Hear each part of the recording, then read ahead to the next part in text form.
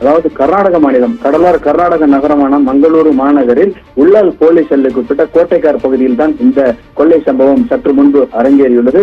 அதாவது 5 பேர் கொண்ட கும்பல் இங்கு சேட்காரில் இறங்கி வங்கிக்குள் நுழைந்து அங்குள்ள ஊழியர்களை துப்பாக்கி காமித்து மிரட்டி அங்கிருந்த ரொக்க பணம், தங்க நகைகளை அள்ளி சென்றுள்ளனர். அதாவது 1 மணி 10 நிமிடம் அளவு போல இந்த கொள்ளை சம்பவம் அரங்கேறிவிட்டு அந்த கொள்ளையர்கள் அனைவருமே 5 பேர் கொண்ட குழு அந்த மாநகரின் மங்களூரு நோக்கி தப்பிச் சென்றுள்ளனர். இது குறித்து சம்பவம் அறிந்த உள்ளால் போலீசார் தற்போது சம்பவ இடத்துக்கு பரிசீலனையில் ஈடுபட்டு வருகிறார்கள். நேற்றைக்கு கர்நாடக மாநிலம் பீதர் அருகே 93 லட்சம் ரொக்க பணம் ஏடிஎம் பணம் வைக்க வந்த ஊழியர்களிடமிருந்து அவர்களை சுட்டுவிட்டு தப்பியோடிய சம்பவம் நேற்று இரவு ஹைதராபாத்தில் முடிவுக்கு வந்தது. இருப்பினும் கொள்ளையன் ஒருவன் தப்பியுள்ளான். ஒருவரை கைது செய்யப்பட்டு பீதர் போலீசார் விசாரணை மேற்கொண்டு வரும் நிலையில் அதே மாநிலமான கர்நாடகா மாநிலத்தில் மங்களூரு நகரில் தற்போது மீண்டும் ஒரு கொள்ளை சம்பவம் இன்றைய தினம் அரங்கேறியுள்ளது.